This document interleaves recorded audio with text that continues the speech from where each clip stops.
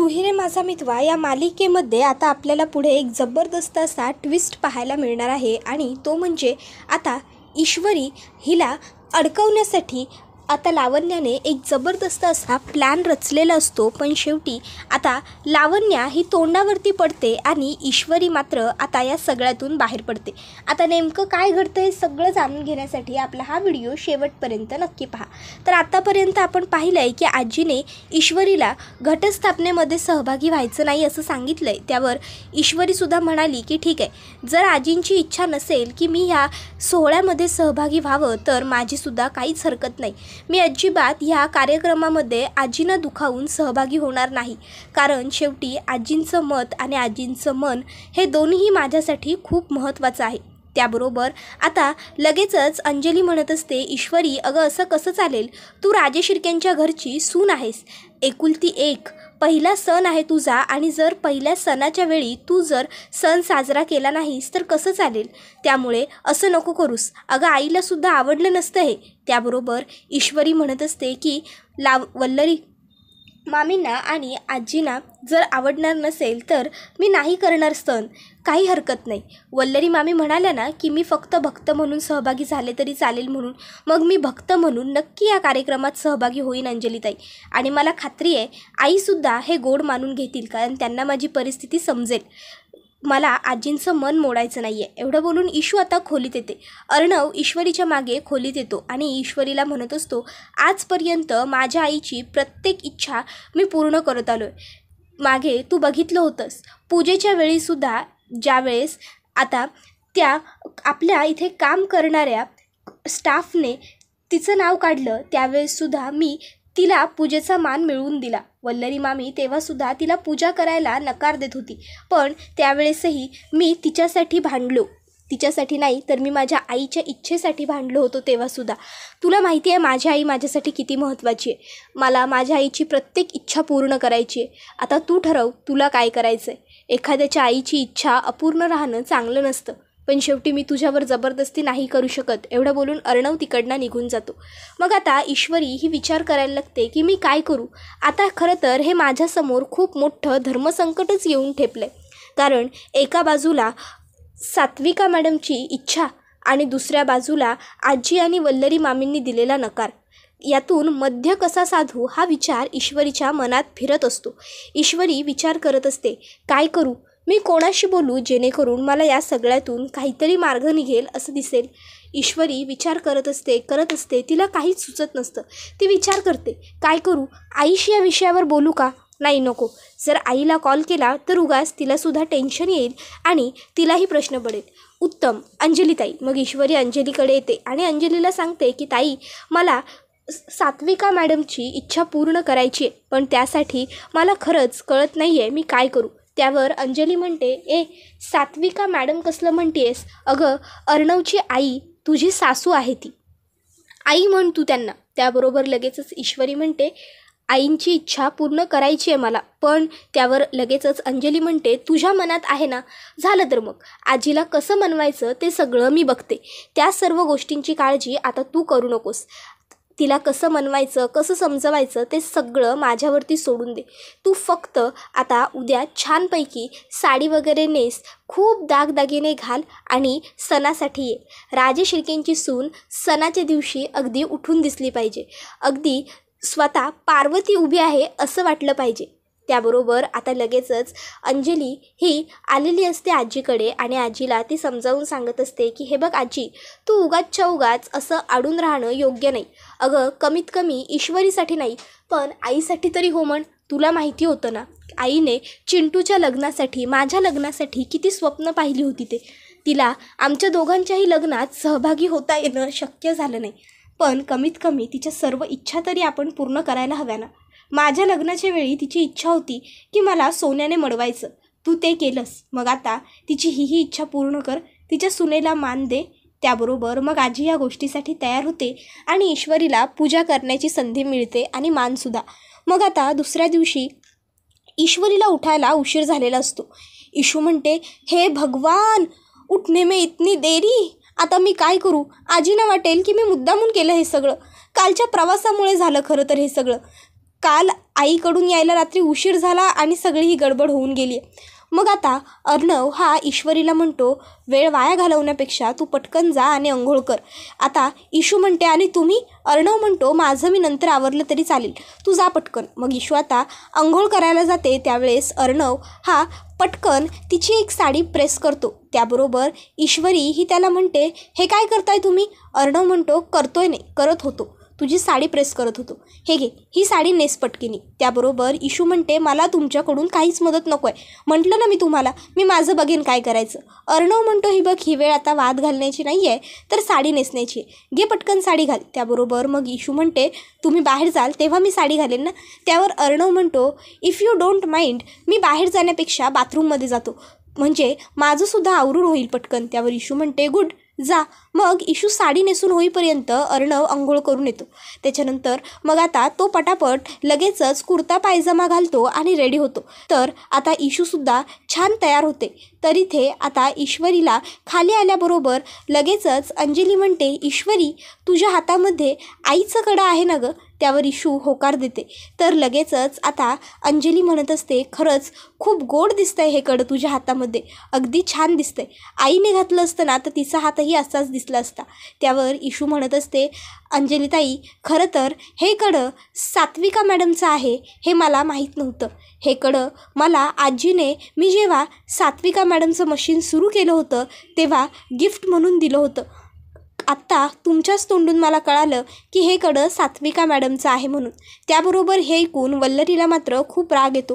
वल्लरी म्हणते, तुझी लायकी तरी आहे का आमच्या सात्विका ताईंचं कडं घालण्याची?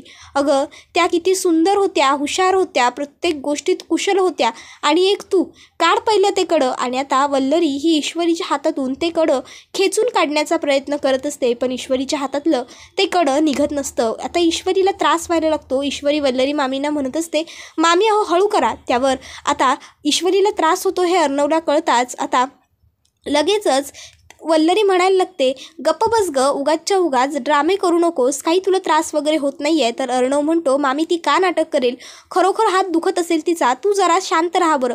आणि जर नाही निघत आहे ते कडं तर आईची सुद्धा हीच इच्छा आहे की ती कडं मी सिंदूरच्याच हातात असावं, त्यामुळे तू उगाचच्या उगाच खेचाखेच करू नकोस, असं म्हणत तो आता ईश्वरीचा हात बघतो. ईश्वरीच्या हाताला थोडं लाल लाल झालेलं असतं. अर्णव तो हात बघत असतो तर ईशू त्याच्या हातातून हात खेचून घेते. त्याबरोबर सगळे तिच्याकडे पाहायला लागतात. मग ईशू म्हणते, ठीक आहे, फार काही झालेलं नाही आहे, इट्स ओके, एवढी काळजी नका करू माझी. त्याबरोबर आता लगेचच ईशू म्हणते, पूजेची सगळी तयारी झाली आहे आजी, मी काल रात्रीच पूजेची तयारी करून ठेवली होती. त्याबरोबर आता मामा लगेचच ईश्वरी आणि अर्णवला म्हणतो, यावेळीची घटस्थापना तुम्ही दोघांनी मिळून जोडीने करा. ईश्वरी, अर्णव, चला घटस्थापनेसाठी पुढे या. त्याबरोबर ईशू आणि अर्णव दोघंजणं एकत्र घटस्थापना करतात.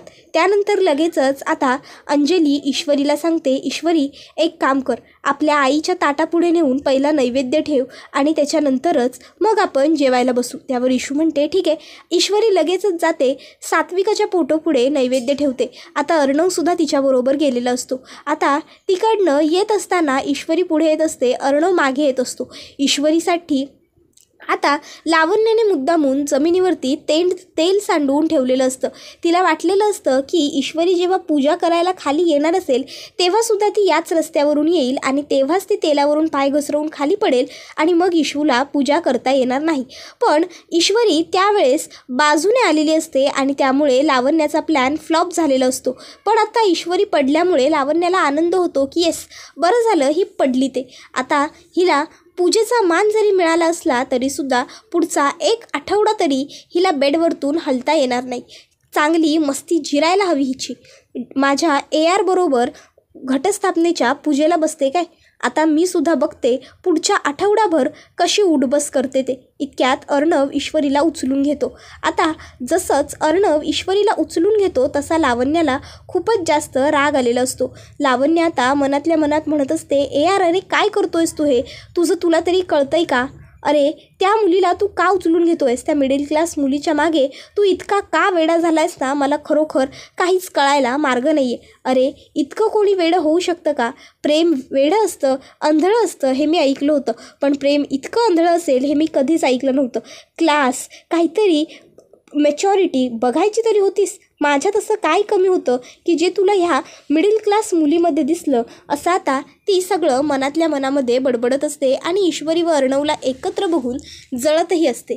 लावण्या आता लगेचच म्हणायला लागते की सात्विका मॅडमना खरोखर हे मान्य नसावं बहुधा की ईश्वरीच्या हातून घटस्थापनेची पूजा झाली आणि तिच्याच हातून त्यांना नैवेद्याचं ताटसुद्धा चढवलं गेलं आणि म्हणूनच ईश्वरीचा पाय घसरला आणि ईश्वरी खाली कोसळली. खरं तर सात्विका मॅडमच्या इच्छेविरुद्ध जाऊन मनाविरुद्ध जाऊन आपण सगळ्यांनीच ईश्वरीला हे सगळं करण्याचा मान दिला. हे आपलं चुकलं. आत्तापर्यंत जशा अंजलीताई हे सगळं करत आल्या होत्या तसंच कदाचित जर अंजलीताई हे सगळं केलं असतं तर मे बी आज हे घडलं नसतं. पण जाऊ दे, शेवटी मी बोलले तर माझं तोंड दिसतं. सगळ्यांना असं वाटतं की उगाचच्या उगाच लावण्या फक्त बडबड करत राहते, बोलत राहते. त्यापेक्षा मी बोलणंच टाळते म्हणजे कोणाला कमीत कमी माझं तोंड तरी दिसणार नाही असं बोलायला लागते. त्याबरोबर आता लगेचच इकडे लावण्या हिला अर्णव म्हणत असतो, न बोलता तू खूप काही बोलली आहेस लावण्या. त्यानंतर आता तो लगेचच ईश्वरीला वरती खोलीत घेऊन चाललेला असतो. आता जात असताना ईश्वरी त्याच्या एका मिठीत असते. आता तो ईश्वरीकडे एक टक बघत असतो तर ईशूसुद्धा अर्णवकडे एक टक बघत असते. दोघंही जण एकमेकाच्या नजरेत अगदी हरवून गेलेले असतात, प्रेमात पार बुडलेले असतात आणि इतक्यात आता त्यांना दिसत असतं की आपल्यासमोर लावण्या उभी आहे. ईश्वरी ही लावण्याला लाजत असते तर अर्णव हा मात्र मोठ्या दिमाखात ईश्वरीला लावण्यासमोरून उचलूनच घेऊन जातो. त्याबरोबर वल्लरी मामी लगेचच लावण्यावरती चिडते आणि म्हणायला लागते, लावण्या मूर्ख आहेस का गं तू की येताना ड्रिंक केलं होतंस? अगं तुला एवढं साधं कळलं नाही का की आपला चिंटू त्या ईश्वरीच्या मागे किती वेडा झालाय ते?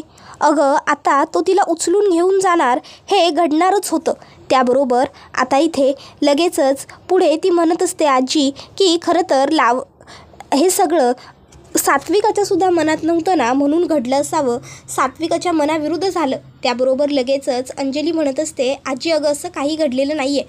उलट आईने ईश्वरीला नैवेद्य घेऊन जाताना वाचवलं आणि आत्ता इशू अनवधानाने पडली. आपण असा चांगलाही विचार करू शकतो की पॉझिटिव्हिटी. त्याबरोबर आता इथे इशूला अर्णव घेऊन येतो खोलीमध्ये, बेडवरती बसवतो आणि विचारत असतो, फार दुखतंय का, फार लागलंय का? त्यावर ईश्वरी म्हणत असते, नाही लागलेलं, उगाचच्या उगाच खोटं नाटक करते मी लागण्याचं. त्याबरोबर लगेच अर्णव म्हणायला लागतो, खरंच कशी आहेस ग तू? मी तुला एवढं जेन्युइनली सहज विचारतोय आणि यामध्येही तुला जोक सुचतोय, मस्करी आठवते. त्यावर इशू म्हणत असते, जोक नाही करत आहे मी, खरंच जे आहे ना तेच बोलते. तुम्ही आंधळ्या असल्यासारखे प्रश्न उगाच विचारूच नका ना. दिसतंय ना तुम्हाला भाजलंय म्हणून, मग तरीही तुम्ही मला विचाराल का की लागलंय का, दुखतंय का? त्याबरोबर आता आपण पुढे पाहतो की लावण्या ही मात्र मनातल्या मनात स्वतःला दोष देत असते आणि म्हणत असते की आज लक माझ्या बाजूने नव्हतं तर त्या ईश्वरीच्या बाजूने होतं. पण एक दिवस नक्की माझा असेल की ज्या दिवशी मी त्या ईश्वरीला फक्त या घरातून नाही तर ह्या जगातून बाहेर काढून टाकेल, ARच्या लाईफमधून, युनिवर्समधून बाहेर काढून टाकेन आणि मग मात्र ती मिस इंदौर पुन्हा कधीच इथे येऊ शकणार नाही आणि आली जरी ना तरी ती तुला भेटणार नाही. हे मात्र नक्की घडेल. त्याबरोबर आता लगेचच इकडे अर्णव हा ईश्वरीची काळजी घेत असतो आणि ही गोष्ट बघून लावण्याला आणखीन जास्त जेलसी, आणखीन जास्त त्रास होत असतो. कारण आता लावण्या ही विचार करत असते की ARने माझ्यासाठी कधीच एवढे एफर्ट्स घेतलेले नाही आहेत आणि ही कुठली मिडल क्लास मुलगी हिच्यासाठी AR हे एवढं सगळं करतो. तर आता लगेचच वल्लरी मामी म्हणत असते की अगं त्या ईश्वरी आणि अर्णवला मार गोळी. आपल्याला सध्या जर कोणाला फितवायचं असेल ना तर ती आहे आपली लेडी डॉन. चल आईंकडे तू तिला भडकव. एकदा का ती म्हातारडी भडकली ना की मग अर्णववरती ती बरोबर फायर होईल आणि एकदा का अर्णववरती आजी फायर झाली की मग अर्णव आणि आजीमध्ये वाद होईल आणि शेवटी आपल्याला जे हवं आहे ना तेच होईल. त्यामुळे उगाचच्या उगाच तू बडबडू नकोस, तू जरा शांत राहा असं आता इथे सगळ्यांचं म्हणणं असतं. वल्लरी मामी ही काहीही केल्या गप्प बसत नसते. वल्लरी मामी म्हणत असते की घटस्थापनेच्या दिवशी घरात झालं ते फार काही बरं झालं नाही असं तू आता त्या म्हातारीला सांग. त्याबरोबर आता इकडे वल्लरी मामीने जे काही सांगितलेलं असतं ते सगळंच्या सगळं आता लावण्याने जसंच्या तसं करायचं ठरवलेलं असतं. आता लावण्य ठरवते की ठीक आहे, आपण आता आजीला भडकवायचं. मग आता लावण्या आणि वल्लरी मामी ह्या दोघीजणी मिळून आजीकडे येतात आणि आता आजीला त्या दोघीजणी भडकवत असतात. वल्लरी मामी म्हणत असते, आई अहो जे काही झालं ते फार काही बरं झालेलं नाही आहे. अहो सात्विकाताईंना नैवेद्य दाखवून येताना ती ईश्वरी पाय घसरून पडली. आता चिंटूने जरी तिला सावरलं असलं तरीसुद्धा पडतच होती ना ती. शेवटी पायाला लागलं की तिच्या. म्हणजे सात्विकाताईंच्यासुद्धा हे सगळं मनाध्यानात नव्हतं. त्याबरोबर मग आता लगेचच आजी सगळ्यांना बाहेर येऊन म्हणायला लागते की तुम्ही सगळ्यांनी मला सात्विका असं ब्लॅकमेल केलं, पण शेवटी सात्विकाच्या मनातसुद्धा हे सगळं नव्हतं. त्यामुळेच त्या मुलीच्या पायाला लागलं. पुन्हा तुम्ही हे सगळं करायचं नाही, समजलं तुम्हाला. चिंटूकडे तर मी नंतर बघतेच. तर आता इथे अर्णव हा ईश्वरीला बघू पायाला फार लागलं आहे का असं म्हणत असतो. तर ईश्वरी आता अर्णवला म्हणत असते, तुम्ही तर माझ्यापासून लांबच राहा. हे बघा, मला ना तुमच्याशी अजिबात काही म्हणून बोलायचं नाही आहे. काही गरज नव्हती मला एवढं फिल्मी स्टाईलमध्ये वरती उचलून वगैरे आणायची. मी माझं बघितलं असतं काय करायचं ते. त्यावर अर्णव तिला म्हणत असतो, ए हॅलो, तुला उचलून घेण्याची ना मलासुद्धा अजिबातच काही हौस नाही आहे. रोज रोज तुला उचलून घ्यायला मी काही चेन्नई एक्सप्रेस पिक्चरमधला शाहरुख खान नाही आहे, कळतं आहे ना. तू पडली असतीस म्हणून मी तुला पकडलं आणि तुझा पाय मुरगळला म्हणून उचलून वर आणलं, समजलं. ॲक्च्युली जे लोक आपली हेल्प करतात ना त्यांना जनरली थँक्यू म्हटलं जातं, पण मुळात थँक्यू हा शब्द तुझ्या डिक्शनरीत आहे असं मला वाटत नाही. त्यावर इशू म्हणत असते, कोणाला थँक्स म्हणायचं आणि कोणाला नाही म्हणायचं हे ना मला माझ्या आईबाबांनी बरोबर शिकवलं आहे. त्यामुळे कोणालाही मी थँक्स म्हणत नाही, समजलं तुम्हाला. त्यावर अर्णव म्हणत असतो, नाही चुकीचे शब्द म्हणतेस. तुझ्या आईबाबांनी तुला व्यवस्थितच सगळं शिकवलं आहे, पण शिकता आपल्याला आलं पाहिजे ना. आपण शिकतो तेव्हा येतं शिकता. त्यावर आता ते दोघंजणं भांडतात. अर्णव आता खोलीच्या बाहेर येतो. त्याबरोबर आता अंजली ही अर्णवला सांगते, चिंटू हे बघ, ईश्वरीच्या पायाला लागलं आहे तर जरा तिची काळजी घे. तिला उठाय बसायला जरा त्रास होईल, त्यामुळे ही घे, ही गरम पाण्याची पिशवी तिच्याकडे घेऊन जा आणि जरा तिच्या पायाला शेक दे. जरा पाय शेकवला की तिला बरं वाटेल, सुजनसुद्धा कमी होईल. आणि हे बघ, हे गरम तेल आहे, याच्याने थोडी तिच्या पायाला मसाज कर. लागलं असेल तिच्या पायाला तेलावरून पाय घसरलाय म्हटल्यावर. त्यावर अर्णव म्हणतो, अगं ताई, ती ऐकेल तुला असं वाटतंय का माझं. त्यावर पुढे तो म्हणत असतो, ती सतत भांडण्याच्याच मूडमध्ये असते. आतासुद्धा ती माझ्याशीच भांडत होती. त्याबरोबर लगेचच अंजली म्हणत असते, हे बघ चिंटू, या सर्वात तिची काहीही चूक नाही आहे. तू खरं तर तिच्याबरोबर लग्न बळजबरीने केलं आहेस. तू तिच्याशी कितीही चांगल्या इंटेन्शननी लग्न केलं असशील तरीसुद्धा तिला अजून तुझं इंटेन्शन काय होतं हे माहीत नाहीच आहे ना. मग तिचं चिडणं हे स्वाभाविक आहे. त्यामुळे तू आता तिच्याकडे जा, तिला ही गरम पाण्याची पिशवी दे, तिचा पाय तिला शेकवायला सांग आणि तिला जरा पायाला मसाजसुद्धा करून दे. तुला माहिती आहे, तुझं लग्न झाल्यापासून तुझ्यातला राग खूप कमी झाला आहे. पूर्वी कोणाचा एक शब्दही ऐकून न घेणारा चिंटू आता स्वतःच्या प्रेमासाठी ईश्वरीचं सगळी बडबड सहज ऐकून घेतो काय. त्याबरोबर आता अर्णव हा अंजलीला काहीच उत्तर देत नाही आणि खोलीत येतो. स्वतःलाच आरशामध्ये बघत असतो आणि म्हणत असतो मनातल्या मनात, खरंच अर्णवराजे शिर्के ASR, आजपर्यंत कोणाचा एकही शब्द ऐकून घेतला नाही आहेस आणि आज स्वतःच्या प्रेमासाठी इतकं सगळं ऐकून घेतो आहेस, ते सुद्धा ईश्वरीचं.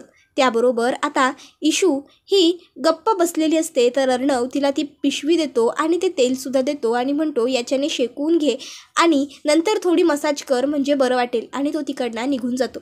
त्याबरोबर ईश्वरीसुद्धा आता मनातल्या मनात विचार करायला लागते की खरोखर हे तेच अर्णव सर आहेत ना, ज्यांनी मला बळजबरीने लग्न केलं माझ्याबरोबर आणि सगळ्यांसमोर मला बायको म्हणून जाहीर केलं. कधी कधी माझी इतकी काळजी करतात, माझ्याबरोबर एवढं चांगलं वागतात, मग त्या दिवशी यांना हे सगळं करण्याची काय गरज होती. त्यांच्या एका चुकीमुळे आमच्यातलं एवढं चांगलं नातं हे स्पॉईल झालं. पण मग प्रत्येक वेळेस बाबा ज्या वेळेस अर्णव सरांना भेटतात त्यावेळेस बाबा एवढं पोलाईट कसं रिॲक्ट होतात. नक्की या सर्वामागे काय गुपित आहे मला खरंच कळत नाही आहे. बाबा जेव्हा बरं होतील तेव्हाच आता हे सगळं काही समजेल. तर अर्णव पुन्हा खोलीत येऊन बघतो तर काय, ईश्वरीने अजून शेकवायला सुरुवात केलेली नाही आहे. अर्णव म्हणतो, ती पिशवी तुला हातात घेऊन बसायला नाही दिली आहे, शेकवायला दिली, दे इकडे. आणि अर्णव स्वतःच्या हाताने ईश्वरीच्या पायाला शेकवून सुद्धा देतो आणि त्यानंतर गरम तेलाने छान मसाजसुद्धा करून देतो. ईश्वरी म्हणत असते हळू करा दुखतंय. त्यावर अर्णव म्हणत असतो थोडंफार तरी दुखेलच ना मिस इंदौर, त्याच्यानंतरच आराम मिळेल, जरा धीर धर, कळ काढ. त्याबरोबर आता अर्णव हळूहळू तिच्या पायाला शेकवून देत असतो. इशू डोळे मिटून गप्प बसते तर अर्णव इशूकडे छान बघत असतो. मनातल्या मनात म्हणत असतो गप्प बसल्यावर ही मिस इंदौर खरंच किती गोड आणि शांत दिसते. त्याबरोबर हा व्हिडिओ इथेच संपतो. व्हिडिओ आवडला तर व्हिडिओला लाईक करा, चॅनलवर नवीन असाल तर चॅनलला सबस्क्राईब करा आणि बेल आयकॉन प्रेस करा. धन्यवाद.